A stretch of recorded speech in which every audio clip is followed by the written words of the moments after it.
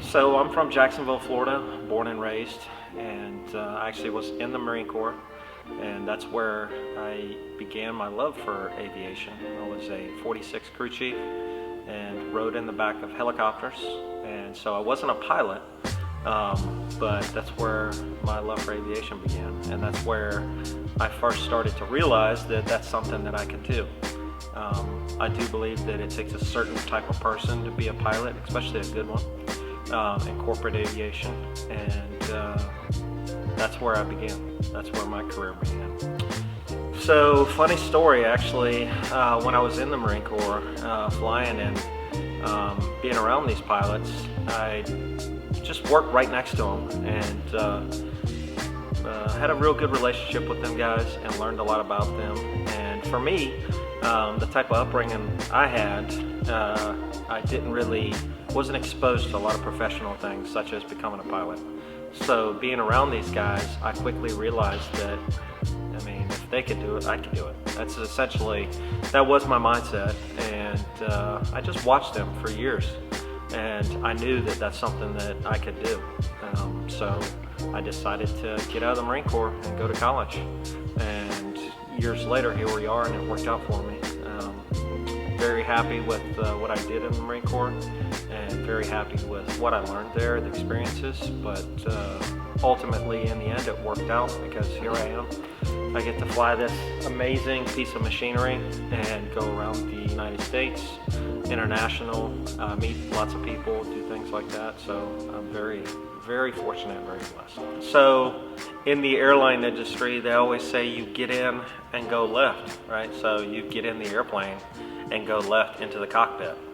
Corporate aviation is not like that. I'm personal friends with doctors, lawyers, surgeons, politicians, businessmen, just regular everyday people. But some of my closest, best relationships I have are with clients that I have a professional setting with. So not all clients are that way. Some clients just want to get from point A to point B. But a lot of our clients are very into having that personal relationship because there's a lot of trust with corporate aviation, right? You got to figure, getting in this piece of machinery, you know, someone's getting in there with their wife or their kid. There's a lot of trust there. So a lot of clients do like that personal connection, and I do too. A huge part for me is the relationships that we have are awesome. They're amazing. Now, I never cross the line of professionalism. At the end of the day, as friendly as you are, you still have to be a professional pilot. So then you just learn that with time. You know, you make some mistakes along the way, but it's just one of the things. After you've been doing it for a couple of years, it's either natural or it's not. So ideally, long-term goals would be to use the platform that I have, being heavily invested and involved in corporate aviation here in Florida, to be able to reach out and expose corporate aviation to the next generation of pilots, also the current generation of pilots, and then also just the regular person to want to see inside this world. A lot of cool things and interesting things happen, but I just think that I have access to a tremendous platform that I'm blessed to be in, and a lot of people would like to see this type of stuff. But I have been flying for a decent amount of time now, and I've gained a lot of experience in corporate aviation, and I think that there's not enough influencers out there on social media that don't have other alternatives, or just, you know, it's not about the money for me, for sure. It's about developing a good platform to talk about this stuff. To the aspiring pilot, I'll just say keep it up. There's always that next flight, right?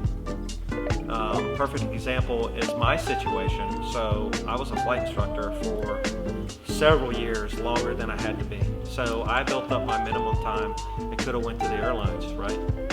But I stayed determined, and I knew that I wanted to be a corporate pilot. So in the industry, it's always, you know, having the right amount of experience and being in the right place, right?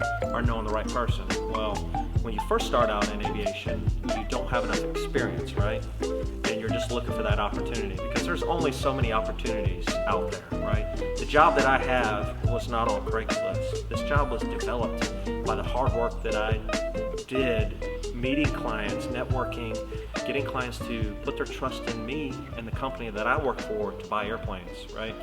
This airplane wasn't a part of the company that I work for, but because of the hard work and the trust and the business relationship that was established, they decided to take a chance on me and the company that I work for, and they bought a $6 million airplane, and now we're flying it. Right?